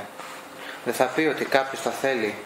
Δεν θα πει ότι κάποιος αυτά τα αποχρέματα στην ψυχή του τα έχει για μαργαριτάρια και ασθμένοντας τρέχει μες στον μπουχό το μεσημέρι. Ορμάει ίσα στο Θεό, τρέμει, μην άργησε. Κλαίει, φιλεί το φλεβιασμένο χέρι του Θεού, παρακαλεί το δίχως άλλο να έχει τα αστέρι του. Προσπέφτει και τέβει, γιατί το άναστρο μαρτύριο δεν θα το αντέξει. Και έπειτα φεύγει, με όλη τη φουρτούνα μέσα του, όμως γαλήνιος στην όψη. Σε κάποιον θα πει: ωραία νιώθεις τώρα, άφοβα, έτσι δεν είναι. Ακούστε, αφού κάποιοι μας ανάβουν τα αστέρια, δεν θα πει πως σε κάποιον χρειάζονται. Δεν θα πει το δίχως άλλο κάθε βράδυ πάνω από τις στέγες να ανάβει ένα έστω αστέρι. Και το άλλο ποίημα πάρα πολύ οργισμένο. Μένεται πια ο πρώτος παγκόσμιος πόλεμος. Вам, проживающим за оргию, имеющим ванную и теплый клозет, как вам не стыдно о представленных Георгию вычитывать из столбцов газет? Знаете ли вы, бездарные многие, думающие нажраться лучше, как, может быть, сейчас бомбой ноги выдрало у Петрова поручика? Если бы он, приведенный на убой, вдруг увидел израненный, как вы, измазанный в котлете губой, похотливо напеваете северянина. Вам, не любящим баб да блюда, жизнь отдавать в угоду, я лучше в баре блядям буду подавать ανανάσную воду. Σε εσάς που το ένα όργιο το αλλάζετε μετάλλο, σε εσάς με τις μπανιέρες σας και το ζεστό water cloth, ντροπή σας τους υποψήφιους για το μετάλλιο του Γεωργίου στις στήλες να τους αναζητάτε των εφημερίδων. Εσείς οι ατάλλαντοι πολλοί, που άλλο στο νου δεν έχετε παρά να φάτε τον περίδρομο, ξέρετε τάχα, τώρα, τούτη τη στιγμή, τα πόδια του ανθιπολοχαγού Πετρόφ θρύψαλα θα κάνει μπόμπα. Τι θα λέει άραγε στο μακελιό καθώς τον πάνε και χάμω στάζουν οι πληγές του? Τι θα πει με την πριζόλα σας στο στόμα σαν σας δει, με τη λαγνία τραγουδάτε στίχους του Σεβεριάνιν? Λούκουλοι, γκομενιάριδες, για σας τράφει να πάει η ζωή του. Εγώ 1000 φορές καλύτερα χυμό ανανά στα μπαρ της πόρνης να σερβίρω. Το επόμενο ποίημα έχει την ίδια οργή, αλλά ένα πολύ πιο συγκεκριμένο παραλήπτη. Τους συναδέλφους του. Очевидно, не привыкну сидеть в Бристоле, пить чай, посрочно врать я, опрокину стаканы, влезу на столик. Слушайте, литературные братья, сидите, глазенки в чаишках канув, вытерся от строчения локоть плюшевый, поднимите глаза от недопитых стаканов. От косм освободите уши вы, вас, прилипших к стене, к обоим. Милый, что вас со словом свело? А знаете, если не писал, разбоем занимался Франсуа Вийон. Вам, берущим с опаской и перочинные ножи, красота великолепнейшего мира вверена вам. Из чего писать вам? Сегодня жизнь в 100 крат интереснее у любого помощника, присяжного поверенного. Господа поэты, неужели не наскучили пажи дворца, любовь, сирени куст вам, если такие, как вы, творцы? Мне наплевать на всякое искусство. Лучше лавочку открою, пойду на биржу, тугими бумажниками растопырю бока, пьяной песней душу выржу в кабинете кабака. Αδέλφια συγγραφής, όπως σας βλέπω και με βλέπετε, εγώ ποτέ δεν θα καθίσω στο μπιστρόλ να παίρνω το τσαγάκι μου και να ραδιάζω στα χαρτιά ψευτιές. Θα δώσω μια στα φλιτζανάκια σας και ολόρθω θα με δείτε πάνω στο τραπέζι.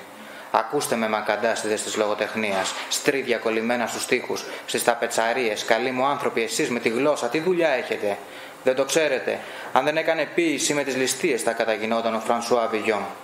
Κύριοι ποιητές, ακόμα δεν τους παρεθήκατε, τους ευέλπιδες, τα νάκτορα, τον έρωτα, τις πασχαλιές. Αν σαν και εσάς είναι η δημιουργή να φτύσω, μου έρχεται κάθε τέχνη. Να πάω καλύτερα να ανοίξω κάνα μαγαζάκι.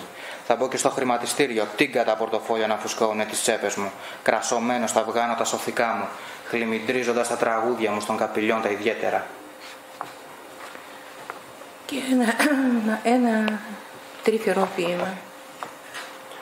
Били копыта, пели будто гриб, гроб, ветром опита, льдом обута, улица скользила. Лошадь на круг грохнулась, и сразу за зевакой зевака, штаны пришедшие кузнецким клешить, сгрудились, смех зазвенел и зазвякал, лошадь упала лошадь, смеялся Кузнецкий.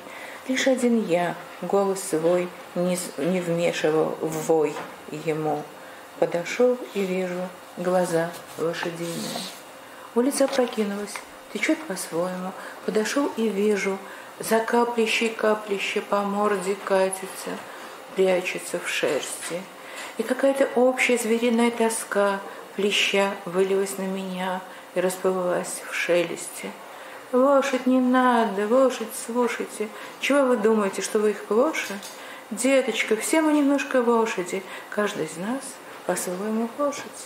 Может быть, старая не нуждалась в няньке, может быть, и мысль ей моя, казалось, пошла. Только лошадь рванулась, встала на ноги, ржанула и пошла. Хвостом помахивала. Рыжий ребенок. Пришла веселая, стала в стойло, и все ей казалось, она же ребенок, и стоило жить, и работать стоило. Δείχτε συμπάθεια στα άλογα. Βροντάνιο πλες. Ένα τραγούδι. Γκραπ, γκρουπ, γκραπ, γκρουπ. Μουσκίδι από τον άνεμο, τα πέταλα στον πάγο. Γλιστράει ο δρόμος. Ο γδούπος του αλόγου πέφτοντας στα καπούλια. Και ευθύς ο ένας πίσω από τον άλλον ο κάθε χάχας. Ένα τσούρμο παντελόνια που βγήκανε σουρλάτσο στην οδό Κουσνιέτσκι. Καμπάνα πάει το γέλιο. Ω, ένα άλογο έπεσε. Έπεσε ένα άλογο. Γελάει Κουσνιέτσκι. Μόνος εγώ με τις τριτλιές της δεσμίγω τη φωνή μου. Πλησιάζω. Βλέπω. Μάτια λογίσια. Ο δρόμος αναποδογύρισε. Κυλάει με τον τρόπο του. Πλησιάζω. Βλέπω. Στην αλογίσια μούρη μία-μία κυλάνε οι σταγόνες. Κυλάνε, χώνονται στο τρίχωμα. Λείπει μουντή, θηρίου προς θηρίο. Στάζει από πάνω μου σαν ψήθυρος. Άλογο, μη. Άλογο, ακούστε με. Τα είχα χειρότερο εις από δάφτους. Άκου παιδί μου. Από λίγο άλογα είμαστε όλοι μας. Άλογα ο καθένας με την αναλογία του. Από τα ντέματα ίσως το γέρικο φαρί δεν είχε ανάγκη. Και ίσως τη σκέψη μου την πήρε για πολύ τριμμένη. Όμως με μια στηνάχθηκε, μπήκε γερά τα πόδια του, στυλώνεται και χλιμητρίζοντας, του δίνει μπρος κοκκινομάλης έφηβος με την ουρά του να ανεμίζει. Όσο που φτάνει στο παχνί, όλο χαρές, όλο σκαμάρι. Νιούτσικο λες, πουλάρι πράμα. Το νιώθει μέσα η ψυχή. Να ζεις αξίζει. Και η δουλειά, και αυτή πανάξια είναι. Και τώρα ένα ποίημα το οποίο κανονικά θα μπορούσε να αξιοποιείται στα εγχειρίδια, πώς ξεκίνησε το κατρακύλισμα ενός οράματος. Ποιοι άνθρωποι αναντήθηκαν, ποιοι άνθρωποι πήραν την εξουσία, τα πάντα στα χέρια τους. Το ποίημα λέγεται «Αντριάνι» για τα σκουπίδια. Слава, слава, слава героям. Впрочем, им довольно воздали дани. Теперь поговорим о дряни. Утихомирились бури революционных волн, подернулась стены советская мешанина и вылезла из-за спины РСФСР мурло мещанина. Меня не поймаете на слове, я вовсе не против мещанского сословия. Мещанам безразличие классов и сословий — мое словословие. Со всех необъятных российских нив, с первого дня советского рождения, стеклись они наскоро оперение сменив, и засели во все учреждения. На мозолях от пятилетнего сидения зады, крепкие, как умывальники, живут и поныне тише воды, свили уютные кабинеты и спаленки. И вечером та или иная мразь на жену за пианином, обучающейся глядя, говорит от самовара, разморясь: «Товарищ Надя, к празднику прибавка, 24 тысячи тариф. Эх, и заведу я себе тихоокеанские галифища, чтобы из штанов выглядывать, как коралловый риф. А Надя, а мне с эмблемами платья, ведь серпа и молота не покажешь в свете. В чем сегодня дофигурятья на балу в Реввоенсовете?» На стенке Маркс, рамочка Алла, на известиях лежа котенок греется. Из-под потолочка верещала оголтелая канарейца. Маркс со стенки смотрел, и вдруг, разинул рот, да как заорет: «Обутали революцию обывательщина нети, страшнее Врангеля, обывательский быт. Скорее голову канарейкам сверните, чтоб коммунизм канарейками не был побит». Αυτογράφονται το 21. Περί σκουπιδιών. Δόξα, δόξα, δόξα στους ήρωες. Εδώ που τα λέμε αρκετά τους θυμήσαμε. Ας πούμε τώρα κάτι και περί σκουπιδιών. Πάνε, περάσανε των επαναστάσεων οι μπόρες. Μούχλες πετάει ο σοβιετικός αναβρασμός. Πίσω από τις πλάτες της RSFSR, πάνω βγήκε του μικρουαστού η μούρη. Όχι, μην τον πάρετε έτσι, με την τάξη δεν τα έχω των μικρών αστών. Σ' αυτούς, δίχως διάκριση, τάξεις, στρώματα, έβγε από όλα τα στόματα. Στις Ρωσίας, στις απέραντες εκτάσεις, από τη μέρα που η Σοβιετική γεννήθηκε η Φίλιος, βγήκανε στους δρόμους και αλλάζοντας ενδύματα, σ' όλα μέσα χωθήκαν τα ιδρύματα. 5 χρόνια στην καρέκλα, ρόζους βγάλανε τα πισινά τους. Βασταγερά σαν τις λεκάνες του νυχτήρα, ζουν ως τα σήμερα και βασιλεύουν. Μουλοχτοί σαν το νερό, ζεστούτσικες χτίσανε φωλιές σε γραφεία, σε κρεβατοκάμαρες. Το βράδυ τούτος ή ο άλλος τενεκές, έφαγε, ήπιε, την κυρά του τώρα κάθεται και καμαρώνει στο πιάνο να γυμνάζεται. Μια λιγούρα του όφερε το σαμοβάρι. Συντρόφισσα Νάντια, τώρα με την ευκαιρία των γιορτώνε, αυξήσεις πρέπει να μας κάμουνε στα μισθά. Χιλιαδούλες κάπου 24, η δική μου αναλογία. Περισκελίδες από ανατολίτικες θα πάω να αγοράσω, έτσι που μέσα από το παντελόνι σπόγκος να φαίνομαι από κοράλι. Η Νάντια. Και ένα φόρεμα για μένα, με τα εμβλήματα πάνω στα μπομένα. Χωρίς δρεπάνι και χωρίς φυρί, στον κόσμο πώς κανείς να παρουσιαστεί. Απόψε κιόλας να βγω με τι στον πάλο που οργανώνει η Επαναστατική Επιτροπή. Στον τοίχο Μάρξ. Κάδρο άλικο. Στο φύλλο πάνω της Ισβέστια ένα κατσούλι ζεσταίνεται και από το ταβάνι ψηλά, στα μεράκια της η καναρίνα, τσιρίζει. Από τον τοίχο του κοιτάει και κοιτάει ο Μάρξ, ώσπου το στόμα του ανοίγει ξαφνικά και μπήγει τις φωνές. Τυλίξανε την Επανάσταση στον μικροαστών τα δίχτυα, χειρότερος και από τον Βράγγελο μικροαστός. Εμπρός τα καναρινάκια ευθύς τραμπουλίχτε, των καναρινιών μην πέσει θύμα ο κομμουνισμός. Θα αποχαιρετήσουμε τον Μαϊκόφσκι με το ποίημα το οποίο δεν τελείωσε. Ποιητική σύνθεση είχε προβλέψει. Με όλη μου την φωνή. Την γράφει όταν νιώθει πια φοβερά απομονωμένος, φοβερά απογοητευμένος από κάθε άποψη. Πολιτική, λογοτεχνική, ερωτική. Δεν το τελειώνει. Θα διαβάσουμε τώρα κάποια αποσπάσματα μόνο. Σώθηκαν και άλλα αποσπάσματα που δημοσιεύονται. Θέλω να σας προειδοποιήσω. Στον δεύτερο στίχο υπάρχει μια λέξη η οποία δεν καταγράφεται στις ρωσικές εκδόσεις. Υπάρχει το πρώτο γράμμα γάμα και μετά τελείες.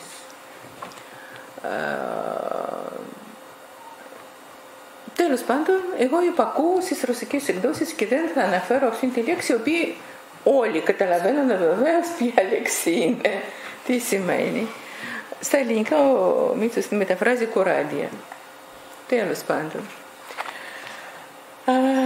Уважаемые потомки, δηλαδή είναι χαιρετισμός στους ανθρώπους του μέλλοντος, είναι απολογισμός της ζωής του, είναι κατάθεση της στάσης του. Όλα αυτά υπήρχαν πριν, αλλά τώρα δηλώνονται με έναν τρόπο πιο αποστασιοποιημένο. Δηλαδή, σαν πραγματικά δηλαδή νιώθουμε πως είναι ένας άνθρωπος που φεύγει.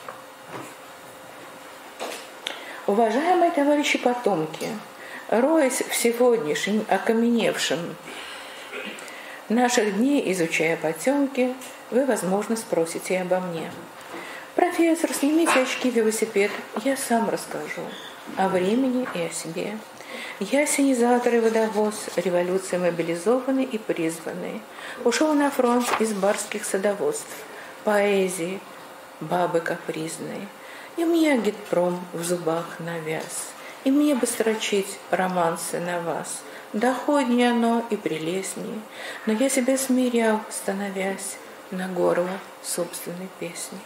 Слушайте, товарищи потомки, агитатора, горвана главаря, заглуша поэзии потоки, я шагну через лирические томики, как живой, живыми говоря. Мой стих с трудом громаду лег прорвет, и явится весомо, грубо, зримо, как в наши дни вошел водопровод, сработанный еще рабами Рима. Я ухо слову не привык ласкать, ушку девическому в завиточке волоска, слово вахабщину не разлететься тронуту. Парадом развернув моих страниц войска, я прохожу по строчечному фронту. Стихи стоят свинцово тяжело, готовые к смерти и к бессмертной славе.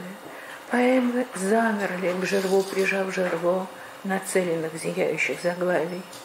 Оружие любимищего рот, готовое рвануться в гике, застыла кавалерия острот, поднявшая ритм, отточенные пики.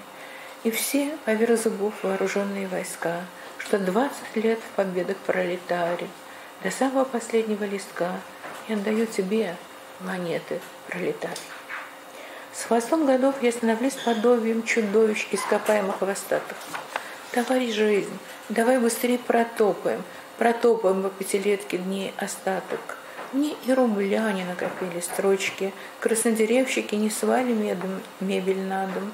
И кроме свежевымытой сорочки, скажу по совести, мне ничего не надо.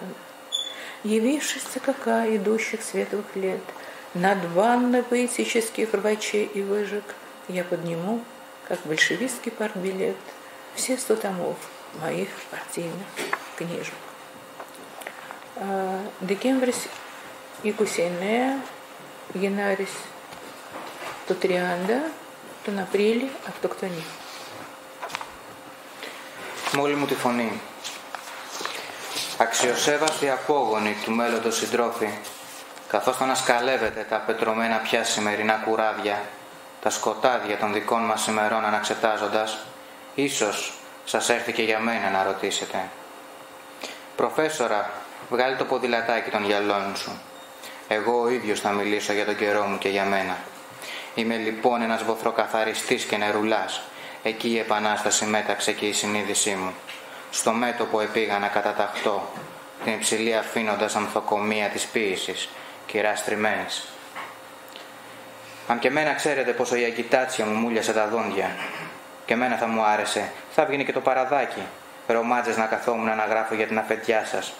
Όμως εγώ κάθε φορά τον εαυτό μου τον εδάμαζα, των τραγουδιών μου σφίγγοντας το λαρίγι. Εμέ τον αγκιτάτορα και αρχηγό των φωνακλάδων. Ακούστε με απόγονοι συντρόφοι. Τα ρέματα των στίχων μου βουβά κρατώντας, όλες θα δρασκελίσω τις λυρικές πλακέτες, σαν ζωντανός μιλώντας με τους ζωντανούς. Θα φτάσει ο στίχος μου με τον ιδρώτα του προσώπου του, των χρόνων αναμερίζοντας τους ορούς, και θα προβάλλει ολόσωμος, τραχής και ολοφάνερος, όπως εφτάσαν ως τις μέρες μας της Ρώμης τα ιαδραγωγεία, δουλειές των δούλων. Εγώ τους στίχους δεν τους είχα φτιάνα και να κεύω, με στιχοσαλιαρίσματα να κοκκινίζουνε μες στους βοστρίχους των μαλλιών τα φτάκια των παρθένων. Τις σελίδες μου στρατιές ολόκληρες θα παρατάξω σε παρέλαση και ο ίδιος θα βγω μπροστά να επιθεωρήσω το μέτωπο των γραμμών. Ολόρθη στίχη μου, βαρύ μολύβι, για θάνατο έτοιμη και έτοιμη για θανασία. Τα ποίηματά μου σε στάση προσοχής, μπούκα με μπούκα, ίσια στο στόχο σημαδεμένων από τους τίτλους.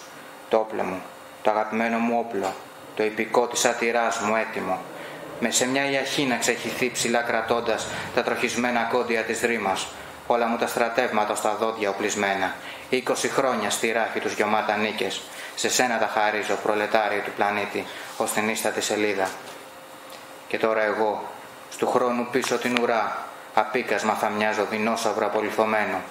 Έλα ζωή συντρόφισσα το υπόλοιπο των ημερών, γοργά γοργά να περπατήσουμε μετρώντας το με τα 5χρονα.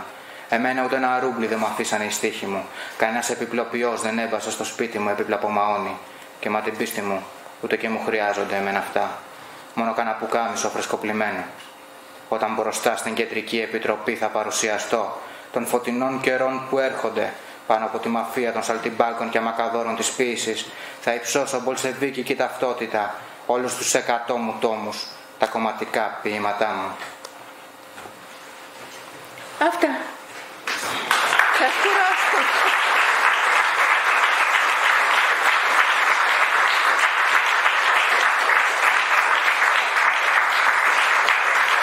Εγώ χειροκροτώ την υπομονή σας. Γιατί βέβαια ήταν πολύ δύσκολο να ακούτε σε μια γλώσσα που δεν καταλαβαίνετε.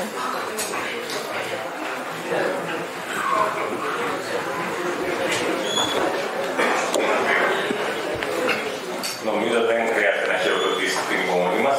Αφήνω που αρκετοί από όσο γνωρίζω εδώ καταλαβαίνουν ρωσικά και ήρθαν και γι' αυτό. Χαίρομαι πάρα πολύ. Πριν αποχαιρετιστούμε, όσοι χρειάζεται να φύγουν, μιας και είχαμε πει ότι στις 8.30 θα τελειώναμε προφανώς. Αλλά εμείς αρχίζουμε αργότερα και είμαστε μέσα στο όριο. Δηλαδή εμείς το τι κάναμε για να μην παραβγούμε, τέλος πάντων. Φυσικά, αν υπάρχει κάποια ερώτηση ή κάποιο σχόλιο, ελπίζω να μπορούμε να εκμεταλλευτούμε την παρουσία σας. Στην διάθεσή σας.